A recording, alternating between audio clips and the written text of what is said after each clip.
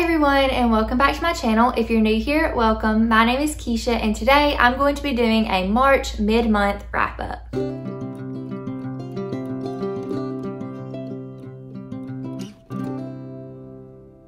So with middle grade March going on and me being in quite the reading mood, I've already read a lot of books this month, and I thought that it would be better for me to break this up into two videos instead of just having one giant video at the end of the month that would probably be extremely long. So today I'm going to be talking about 12 books or series that I have read so far in the month of March. First up, I have the Spiderwick Chronicles by Tony DiTerlizzi and Holly Black. I'm probably not saying Tony's last name correctly, but I'm gonna hope that that is close. So the Spiderwick Chronicles is a little bit of an older series. It came out, I believe, in around like the early 2000s, and I've never read the series. This was a popular series whenever I was in like elementary school, and I never read it, but I did watch the Spiderwick Chronicles movie adaptation a couple years ago, and I really liked it and have watched it 2 or 3 times since then. So I thought it was about time that I picked up the actual book series that inspired the film. I enjoyed each of these books equally. They were all 4 stars for me, and I feel like if I would have read the books before I watched the movie, then they all probably would have been 5 stars. There were some differences between the book and the movie. There was a lot more detail within the series, even though these are shorter books. But I do feel that the movie handled some of the situations a little bit better and differently, and I liked the way that things went there, but also I saw it first, and a lot of times I feel like we're a little bit more biased to whatever we experience first. If you don't know anything about this series and have never heard of it before, it follows these 3 children who have just recently moved into their aunt's old home, and their parents have recently gone through a divorce. The 2 younger boys are twins, and our main character's name is Jared, his brother's name is Simon, and then the sister's name is Mallory. And Jared ends up finding out that there are some magical aspects to this home and in the forest surrounding them, and there are fairies and elves and goblins and all kinds of different things. So this is a very cool fantasy series. I highly recommend it. I recommend both the books and the movie. I think both are great, even though I did think I preferred the movie, but probably because I saw it first. There's also a Beyond the Spiderwick Chronicles series that I hope to read soon. There are 3 books in that series, and then there is also Arthur Spiderwick's Guide to the Fantastical World Around You. I believe that's what it's called. I have it and I haven't read it yet, but that book is featured in these books, and so I was really excited to get my hands on that and check out all of the different magical creatures from this series. Next up, I have a new favorite manga. It's probably my favorite manga of all time. Orange was also really good, but I think this one might have topped it just in personal preference, and that is Hat Adeliere by Kamome Shirohama. Kamome Shirohama is the cover artist for DC and Marvel comics, and so it's really cool that they did this series as well. These are beautiful covers. I think they're absolutely stunning. That's honestly a big reason why I was drawn into this series to begin with. The series was also recommended to me by Liv from Liv's Library. She loves these, and so I knew I had to try them out. The books follow our main character, Coco, which this is Coco, and she has always been fascinated with witches and always wanted to become a witch, but she was always told that you have to be born with magic until she meets Quiffery and learns that that might not be so true. And so that's all I really want to say about this. There's a lot that happens, and I can't say enough good things about this book and about this series. I've only read the first 2, so I've read volume 1 and volume 2, but I own the first 5, so the other 3 are on my list, and I will hopefully get to those by the end of the month. But I also kind of, I don't know, it's hard because I want to read them all at one time, but I also want to savor them because they're so good. But yeah, I highly recommend this. If you're just getting into manga and you like fantasy and witchy stuff, I think you would enjoy this. It's really cute and whimsical, but also has some darker elements to it as well. There's like the dark side of magic and the light side of magic, but I think it's great and definitely something to pick up if you want to try manga. I rated both of these 5 stars, and I cannot wait to continue with the rest of the series. So speaking of manga, I did read Orange Volume 2 and Volume 3. Orange Volume 2 is basically the end of the series, and then later on they added Volume 3. I think that, and when I say volumes, I'm talking about like the complete collection, so don't think I'm just meaning, there are more than 2 volumes in the series. They just did like series compilations into collections, I believe. So they're thicker, but the second one was just as good as the first one. I really enjoyed the story and how it ended. This is a more slice of life type of manga, so if you're interested in that, this might pique your interest as well. It's about this girl named Naho, and Naho receives a letter from her future self, actually her 10 years in the future self, and she finds out that there's going to be a new student in her class named Kakeru, and Kakeru is not with them 10 years in the future, and so her future self is trying to tell her different things to do to keep him with the friend group and keep him safe. So that is kind of the theme of the story, and it was just, I don't know, it captured my heart, and it made me tear up at times. It made me happy at times. I really like the art style in this series. I thought it was great. Then I got to the third volume. It's called Future, and I just really wish that I wouldn't have read it, which it's fine. It didn't ruin anything for me. I gave it 3 stars, and I rated the other 2 compilations in the series 5 stars. And the reason I rated the last one 3 stars is because it kind of explained some stuff that you were left hanging with at the end of the actual series, and so they kind of came back and addressed some things from a different character's point of view. And while I appreciate that and appreciate them trying to fill in the blanks, I just really liked what was in my head. And so, I don't know, I didn't like it as much. It was fine, but I just felt like it made me think differently about some of the characters. But if you just read Orange Volume 1 and Volume 2, those compilations, I think you will really enjoy it. If you want to read 3, give it a try. But in my opinion, the first 2 are like canon, and they are the best out there. It's also really great. So once again, if you are new to manga and want to try something a little bit more slice of life, contemporary, with a little bit of sci-fi, this is definitely going to be for you.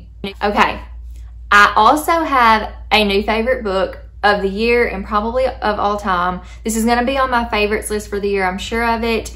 And it was a pleasant surprise. I knew I was going to enjoy it, but I didn't know I was going to enjoy it quite this much. And that book is A Place to Hang the Moon by Kate Albus. I literally, I've talked so much about this book already, and I haven't even told you guys about it yet. So I feel like I'm a little bit more settled, but I wish you could have seen me when I finished the book and just how much I was raving about it. I'm not going to stop talking about this book anytime soon. And I'm going to push everybody to read it, because this is one book that I just want everybody to read. Young or old, I think you will enjoy it. So this is a middle grade historical fiction, and it follows 3 orphans named William, Edmund, and Anna. William is 12, Edmund is 11, and Anna is 9. They have been raised by their grandmother, but their grandmother has recently passed away. Also, she wasn't a very grandmotherly grandmother. She wasn't the most loving person. Their parents died when they were younger, so they just haven't had the perfect family.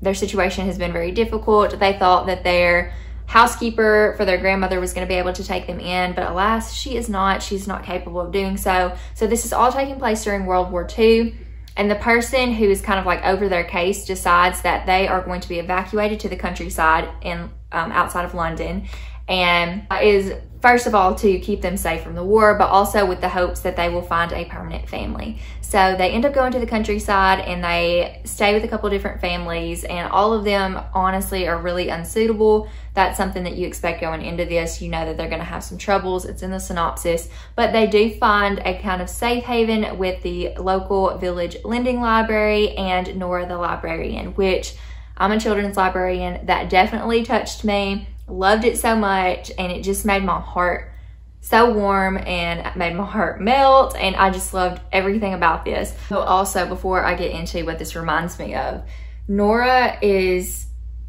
honestly probably like the best person to be these kids' mother, and they want her to be their mother or their new like permanent family. However, there is something going on with Nora that causes the townspeople to not believe she's not only suitable to be their mother, but she's not suitable for a lot of other things as well.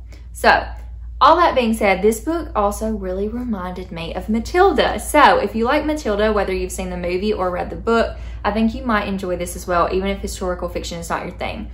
This is very light on the historical fiction aspect, while it does take place during World War II, and you can see kind of the repercussions of that as far as like the rations with the families because of the war, and you hear about like bombs that have been in cities surrounding where they are. You don't get a really big forefront into the war.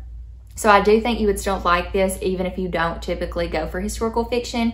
But the reason it reminds me of Matilda is because these 3 children remind me of Matilda, because Matilda was in an unsuitable family. Those were her real parents in the story, but she might as well have been an orphan, I guess is what I'm trying to say, because her family just did not seem to care for her and take care of her and love her like they should have. So She also loved books in the library as well as these children do. And then you have Miss Trunchbull and Matilda, and in this book you have a principal of this school that they go to in the countryside that seems to think that even though these children are great children, that principal doesn't think that these children are nice, they cause trouble, and she's mean to them, as well as a lot of people that they end up coming in contact with. You have that character, and then of course we have Miss Honey. So you already know that Nora the librarian is the Miss Honey character in this book, and yeah, so this book is very predictable in the sense of like it is a middle grade, you kind of know what's going to go on, but you just want to be along for the ride and see how the story plays out. If you want a warm hug, I've heard Bree from Call Me After Coffee say that so many books are like a warm hug, and I'm totally stealing that momentarily, because this book, if you need a warm hug, this book is like a warm hug. There are parts that will make you frustrated, will make you sad, will make you happy, but overall, I just felt like this book was a warm hug. So if you need a warm hug, check out A Place to Hang the Moon. I gave this 5 stars, and like I said, this will not be the last that you hear me talk about this amazing book. The next book that I read was The Queen's Gambit by Walter Tevis. I read this book because I had watched the Netflix adaptation. It's a limited series. If you have not seen it, I highly recommend it. It's just, the cinematography is incredible, and it really goes to show after reading this book too. I only gave the book 3 stars. So after reading the book and seeing the film, it really goes to show how well the cinematography was done and how well the producers and the directors and the actors and actresses all did the film, because it just took it to the next level. If you don't already know what The Queen's Gambit is about, it basically follows a chess prodigy named Beth Harmon, and Beth is an orphan, and then she gets adopted, and she goes with this family that has some issues. She has some issues while she's at the orphanage. There are drug abuse problems and alcohol abuse problems and all kinds of different problems, but she is working her way up to becoming a world champion chess player. And so, yeah, that's basically what the book is about. And I don't know anything about chess. I have never played chess. I've tried to play like the online chess before when I was younger, and I just totally did not get what was going on. So I'm fascinated by Beth Harmon and the fact that she is so good at what she does. Also, this takes place, I think, in the 60s, 50s, 60s, 70s, around that time. And it's just really interesting to see the dynamic of a woman playing chess when no women played chess during that time. And I don't believe a lot of women play chess now either. It's more of a man's sport, or seen as a man's sport. But yeah, I just thought it was really interesting. I gave the book 3 stars just because I didn't really understand a lot of the chess lingo. And in the movie, or in the limited series, I was able to kind of see what was going on without exactly understanding it. And in the book, I wasn't able to do that. In all honesty, if I wasn't able to picture the movie while I was reading the book, I just don't think I would have enjoyed it as much. So I did give it 3 stars, and I do think that was a personal thing. If you love chess and know chess, I think you will really enjoy this book.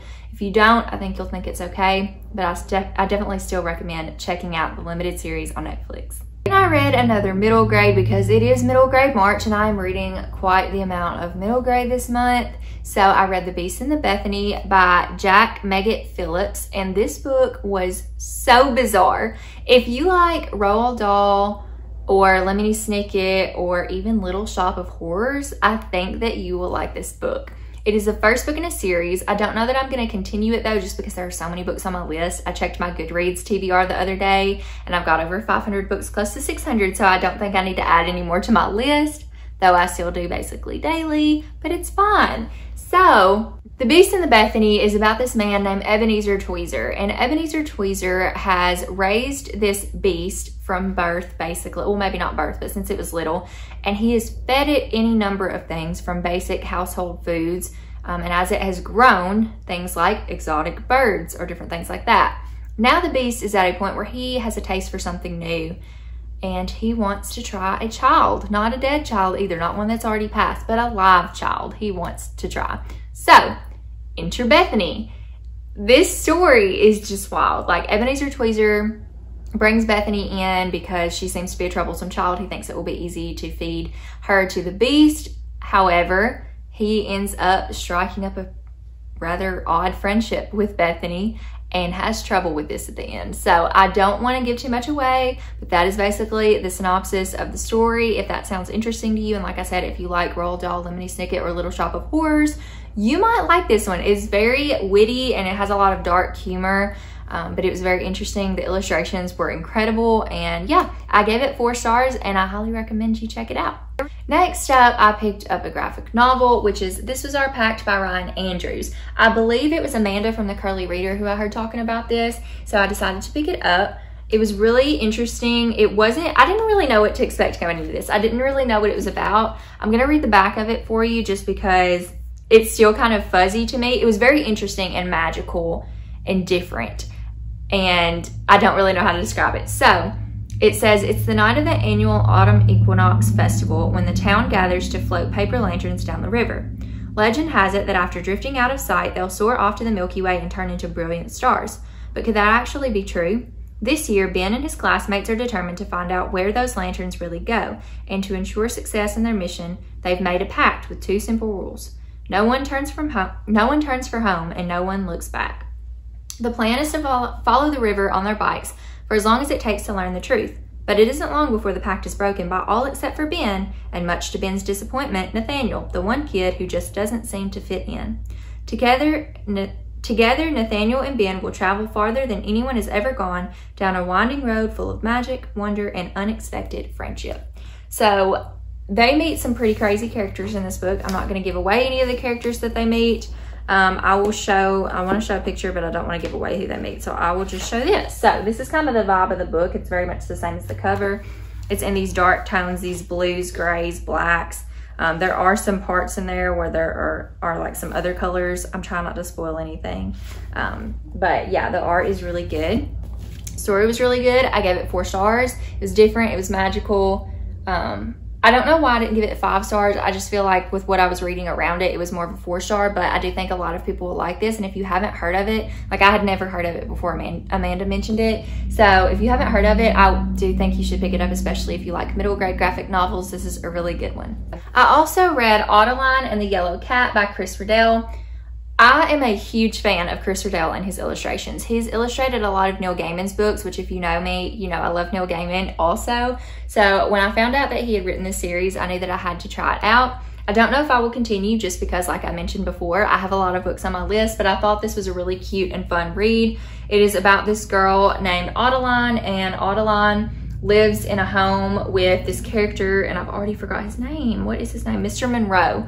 Mr. Monroe is this little furry guy right here, and her parents are off exploring and they send her postcards, and she ends up hearing about this cat burglar that is taking, like, all these people's dogs are disappearing, but also some things with their dogs. This whole entire book is illustrated, and I think Goodreads has it as a graphic novel, but I'm not really sure if it's a graphic novel or if it's just like really highly illustrated. But I really enjoyed the illustrations in this book. That was probably my favorite part. I would give the illustrations 5 stars, and I would give the story 3. I thought it was pretty average. It was good, and I really enjoyed reading it, but I thought it was a pretty average story.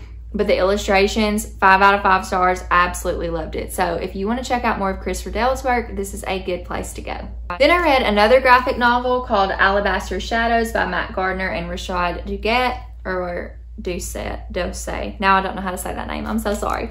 But anyway, so this is a story about this idyllic neighborhood that this new family has moved to. It seems to be perfect, but there's something sinister lying underneath.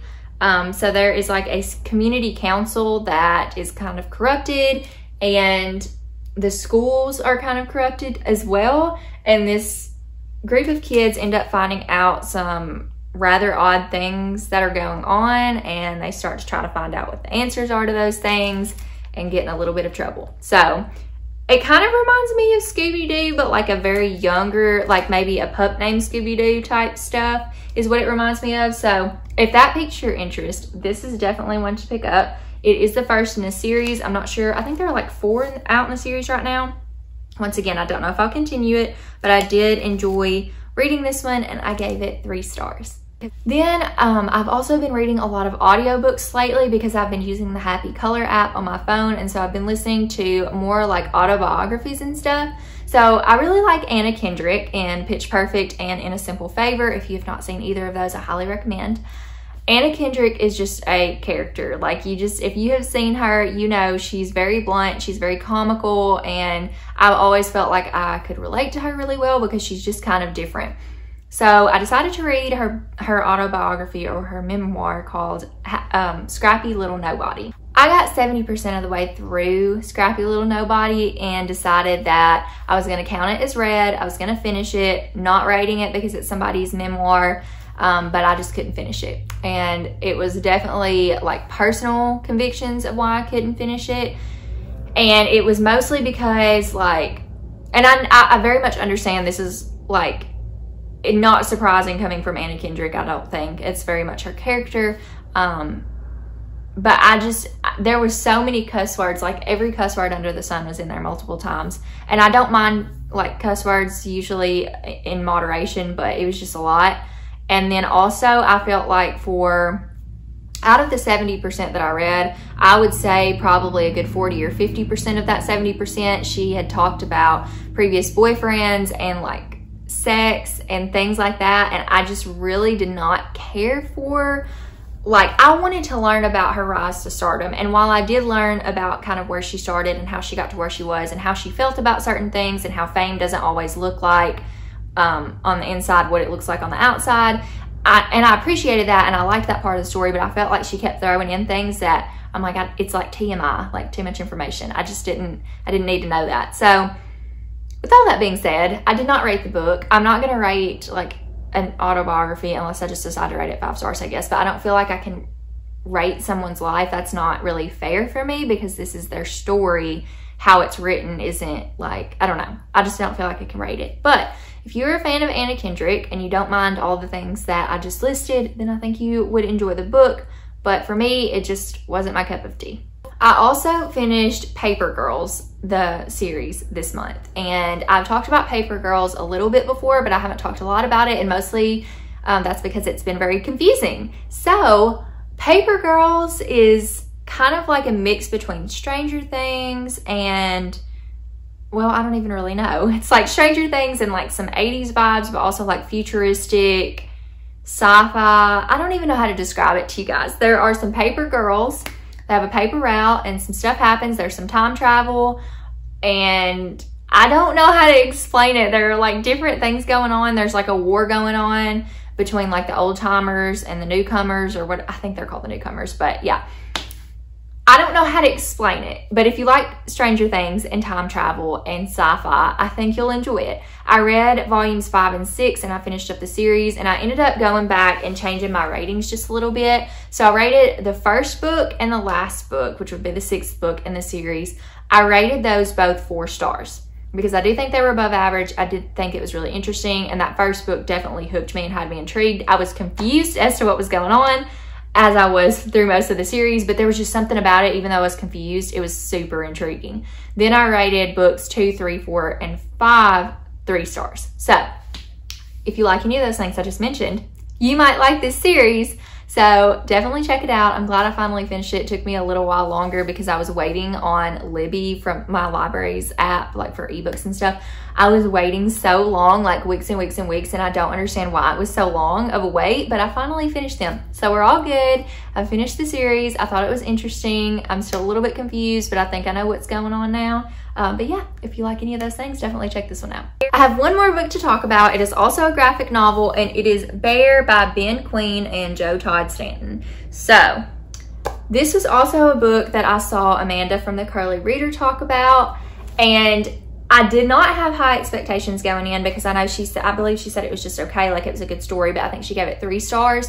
So I was like, well, if anything, it'll be a 3-star read for me and I'll enjoy it, and I really like to read graphic novels. Well, if you don't already know this, everybody doesn't have the same reading taste, and so sometimes like it's important for us. I'm glad I picked this up. Like, even though sometimes if something's 3 stars, I don't pick it up because I'm like, well, if it's just 3 stars, it's just average and I probably won't like it. But I'm so glad that Amanda talked about this book. I'm so glad that I picked it up regardless of like the rating, which 3 stars is not a bad rating by any means. That's not what I'm saying at all. But sometimes if a book is just 3 stars in my mind is like an average rating. So it's like something that is good, but not something I have to read. But something about this just piqued my interest. And I'm so glad that I picked it up. The illustrations in this book were fantastic. The story was fantastic. I was sobbing at the end of this story. And I just don't know. It was kind of a simple story, but it was also a magical story. And I don't know how to even explain it, but it's about this dog named Bear. And Bear is a guide dog, and his family were like canine dogs, like, what am I trying to say? Like police dogs. And he took a different route and became a guide dog. So his owner, or best friend, in other words, Patrick, is who he guides. Patrick is blind, and they have just this very unique friendship, and it's kind of one of those things where Bear, even if he's in a new place, he still kind of knows how to guide Patrick. And then one day something happens to Bear, and it causes some problems. I don't want to say what it is. I think the back of the book says what it is, but I don't want to say because I didn't remember that going in, and it confused me for a second, and then I realized what was going on, and I was like, oh my goodness. So something happens to Bear. He runs away, trying to get answers and help for what's going on with him and trying to figure out what to do. He meets some characters along the way and kind of comes to terms with who he is and just kind of gets a new perspective on life, and it just melted my heart, y'all. Like, I gave this book 5 stars. I want to own this book. I want my kids to read this book. I don't have kids yet, but like, I want my future kids to read this book. I just loved it so much. It was so, I don't know, it was just so good. It was so good. So Amanda, thank you so much for talking about this book and bringing it to my attention, because I'd never heard of it before. And it's probably one of my favorite graphic novels now, just because, like I said, it was kind of a simple story, but there was just something about it that just tugged at my heartstrings. I loved it so much, and I hope that you guys pick it up and try it out for yourselves. Okay, y'all, that is all of the books that I'm going to talk about today. That is my mid-month wrap-up, so I will have some more books to talk about at the end of the month for my March wrap-up, but I did want to go ahead and get those 12 books out of the way because I know I will have about the same amount at the end of the month. If you've read any of these books, let me know what you thought about them in the comments, and based off of anything I talked about today, if you have any recommendations for me, let me know also. If you don't mind, while you're here, go ahead and hit the like button and the subscribe button and the bell if you want to get future notifications for anytime I post a new video. Thank you all so much for stopping by and tuning in, and I will see you in my next video. Bye!